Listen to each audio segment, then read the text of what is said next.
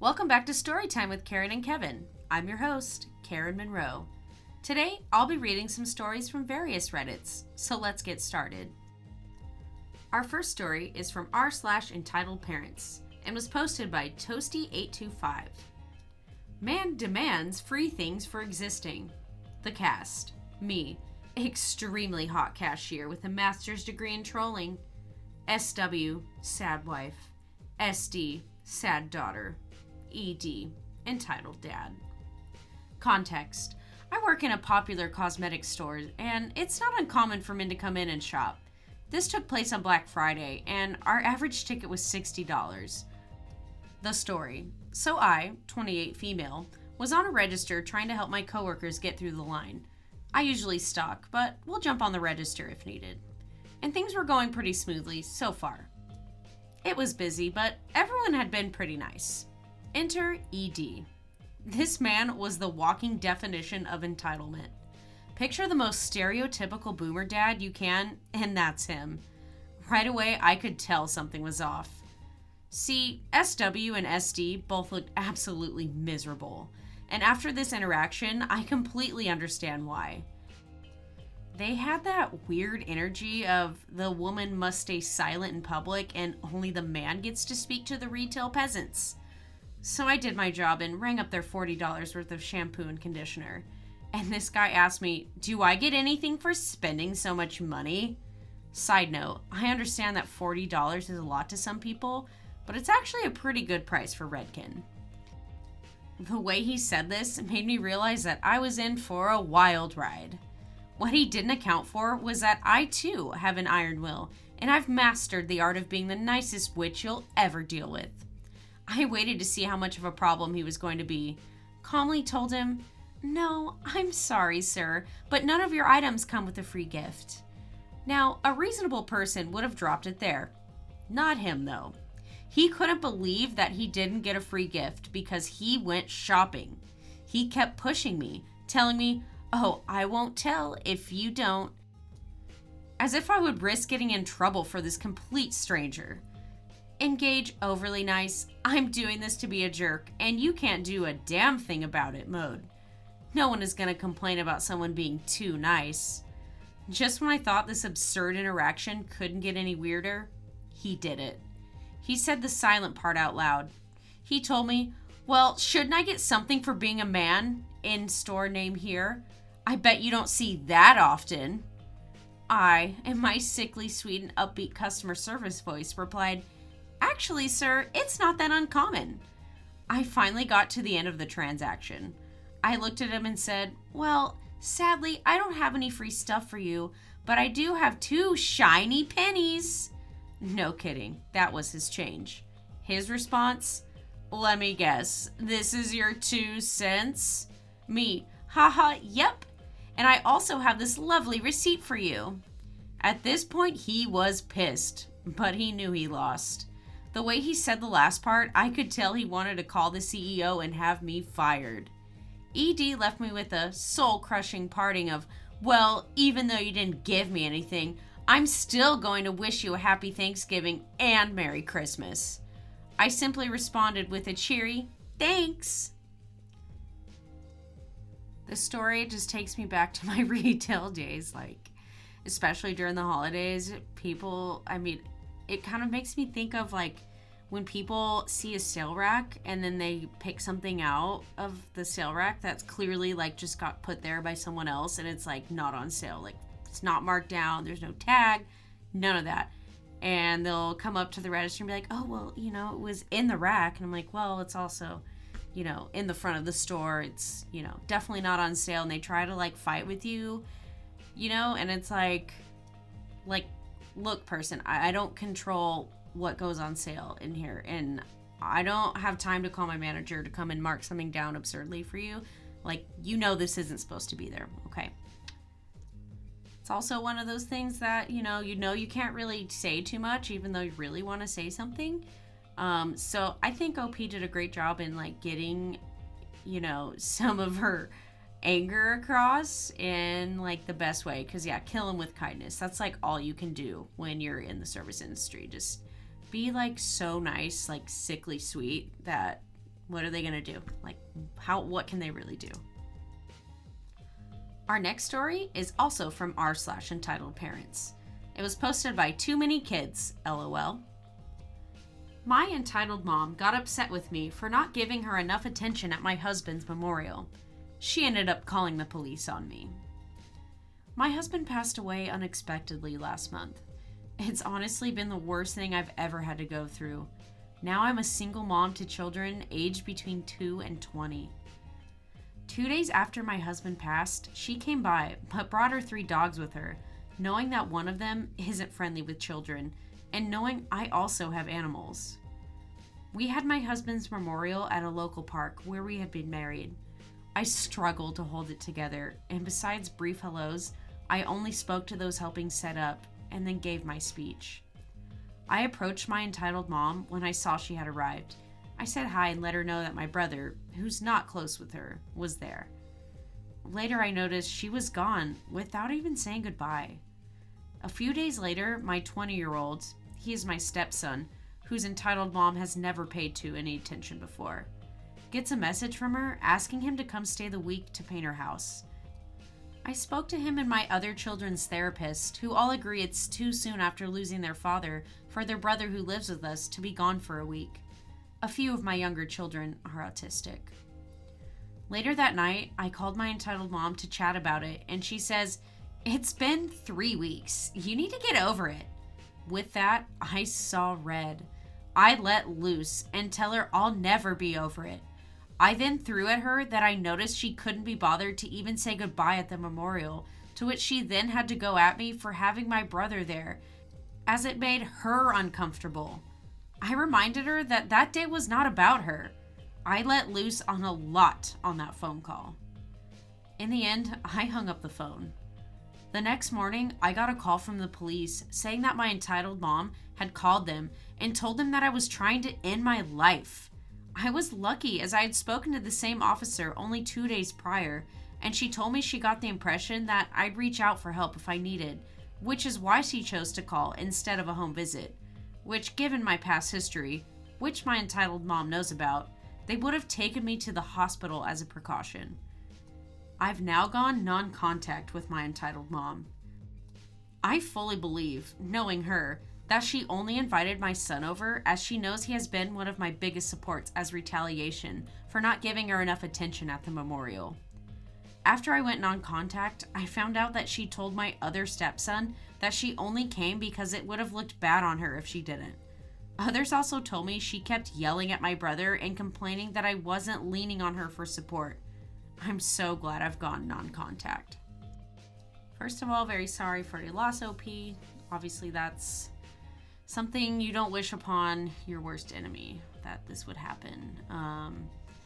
Really sucks that your mom couldn't have even been there for just a second for you. Like, yes, there's entitled parents who you just know, you know your boundaries, you know what not to ask them and all of that, but you'd hope that maybe for just a couple hours or just for a moment that, they'd be there for you and just put everything else aside. But I guess some people just can't do that, and it sucks, but now you know, and going on contact definitely seems like the right way to go. Our next story is from r/Am I the Butthole, posted by Throwaways. Am I the butthole for telling my daughter I don't regret sending her away? So I, 46 female, was married and had 2 daughters. When Abby was 5 and Sarah was 8, my husband passed away. It was awful and really affected the 2 girls, and after his death, we went to a family therapy for a long time. When Sarah was 13, I started to date again, and this is where the problem started. Sarah started to act out a lot, screaming, breaking things, and more. I kept my new boyfriend away and started Sarah in private therapy, and therapy with me in the sessions. We stopped family therapy when she was 11. It didn't help, and we just kept getting worse and worse. It got to the point where I broke up with my boyfriend at the time, since I thought it might help Sarah. It didn't get better, and it really affected the relationship between the 2 sisters.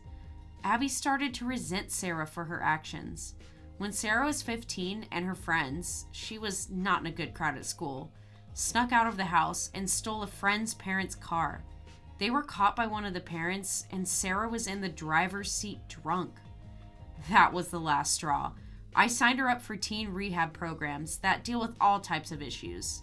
Since Sarah was considered a flight risk since she sneaks out of the house all the time, they picked her up in the middle of the night.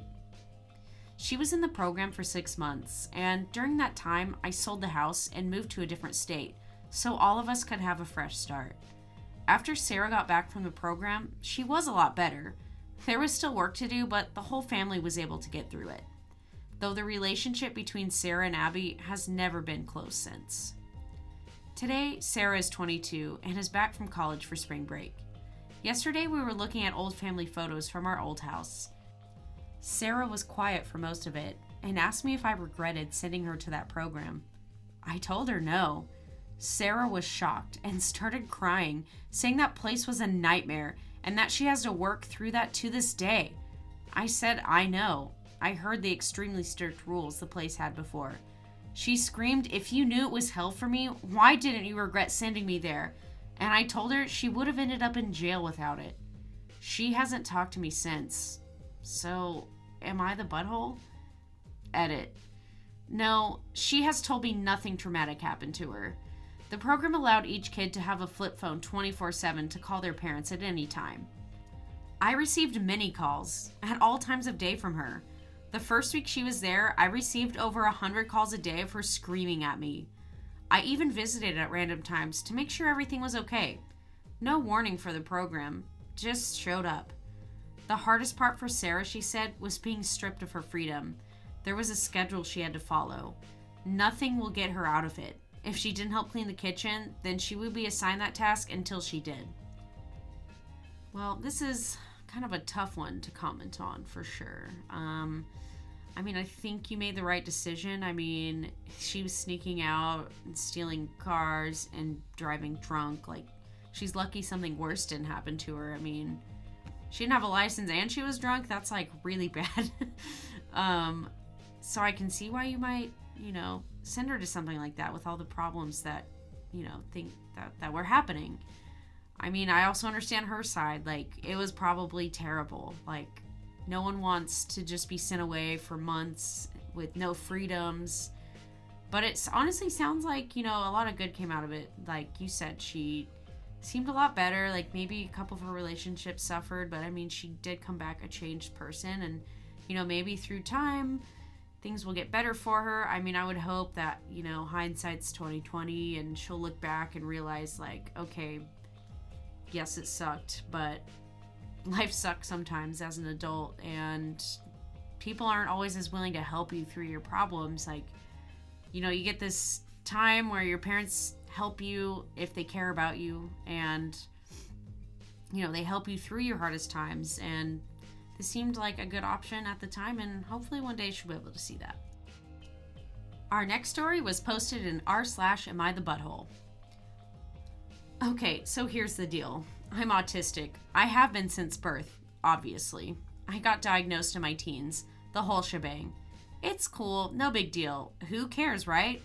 Well, with autism comes a pretty severe case of sensory processing disorder, because whatever deity that may or may not exist really wanted me to suffer, obviously.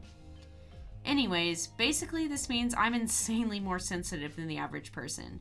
I can hear electricity just existing, so I run a white noise machine 24/7. I have to wear headphones when I leave the house to muffle random noises and people. I'm a vegetarian solely because the texture of meat makes me gag, and even then I'm only able to eat 5 or 6 different meals because F me, I guess. I use a seam ripper to get the tags fully out of my clothes, etc. Yeah, I know, it's crap. Sometimes I wish I was born deaf or something, so at least one of my senses wouldn't be bombarded all day, every day. But that's just how it goes. My biggest sensory trigger, however, is body hair. I can't effing stand it. I shave literally my entire body every single day, sometimes twice, just to avoid growing even the slightest bit of stubble, because the moment I do, I want to rip off my skin and set it on fire. Imagine hundreds of thousands of tiny spiders crawling all over you, and you are, for some ungodly reason, expected to sit there and tolerate them, but you can't stop thinking about the spiders. That's what it feels like. Suffice to say, I'm definitely not a fan. My friend is sleeping over tonight, and usually when she does, she shares the bed with me since, where else is she gonna sleep? The kitchen table? But she was wearing shorts, and I noticed she hadn't saved her legs because I kept feeling the hair against my skin. So I asked her to either change into pants or use a second blanket so we aren't touching. Or if she didn't want to do either of those, I could hunt her down a new razor or something. But she seemed like mildly irritated that I'd asked, and now she's sleeping on the floor, scratching my head here. Since my disability is fairly obvious, I don't bother trying to hide it, and all my friends know I'm autistic. So my friend knows, and she's pretty dang aware of my sensory issues, that I can't handle hair. I figured it would be obvious as, the girl just wants to sleep properly. How am I gonna knock out if I'm all itchy at night? I don't know, maybe I'm dumb. Okay, so it looks like Reddit voted that you are the butthole. I kind of honestly disagree. You said your friend knows that you have, this sensory issue, and as long as you didn't ask super mean, I don't see what the problem is here. I guess you don't have a couch or something to sleep on because, if it was really bothering you that much, maybe you would just go find somewhere else to sleep. That would be my only other solution here. But, you said you could put another blanket on or wear some pants or whatever it is. It's a pretty easy thing to solve. And, if your friend isn't understanding, that's not a very good friend. I don't think you're the butthole. I think maybe there are other solutions possibly, but at the same time, it's not really that big of a deal. Our next story is from r/Karens. Bad DJ experience. Last night, my husband and I went out for dinner and then dancing at a local nightclub. The TJ was great for the most part and had played songs we were all collectively enjoying as a crowd. He even played the Cupid Shuffle and the Wobble. Big hits where I'm from because we love a good line dance. In my opinion, they're timeless and bring everyone together. Even non-dancers tend to get up and start moving when a line dance song plays. Fast forward to the end of the night. It's been a couple of hours since he played the line dancing song, so I decided to kindly request the Cha-Cha Slide. The DJ proceeds to tell me he hasn't played that in 5 years, and that it's a wedding song, so he's not playing it. Even though he had already played wedding songs earlier. And I'm actually in the crowd, and know for a fact we would love to enjoy one more line dance before the night ends. After his set was over, he gets on the mic and says, "To the one who requested the Cha-Cha Slide, I'll play it at your next wedding reception." What? Was that not rude, disrespectful, and unprofessional on his part? Why did he feel he needed to say that? He could have gone without addressing it at all and went about his night, but okay. This is kind of just stupid. Why? I don't know why he had to comment on it, or why he wouldn't just play the song that someone requested. He probably saw everyone was having a good time with those line dancey songs, and why is it just a wedding song? That's weird. Whatever. I guess that's his thing. Kind of stupid. Not much to say about that. You're not wrong for feeling that was rude because it was definitely unnecessary, but I'd let it slide. He was probably having a bad night. Our next story is an r/Am I the Butthole, posted by Royal Beggar. Am I the butthole for ruining my wife's work and eating the food before she could take pictures of it? My wife runs a website dedicated for cooking and recipes. She takes pictures of food before we eat, whether it's lunch or dinner, and posts them on her Instagram account. To be honest, I'm annoyed by having to wait so long for her to get the perfect shot of the food after decorating it, adding this fork, and removing that salad dish. It just takes so long, and I lose my appetite from just waiting until she's done. This has become fairly the norm, but I decided I was having none of it. I come to find out that she's cooked an entire feast as her next cooking project, and put it on the table.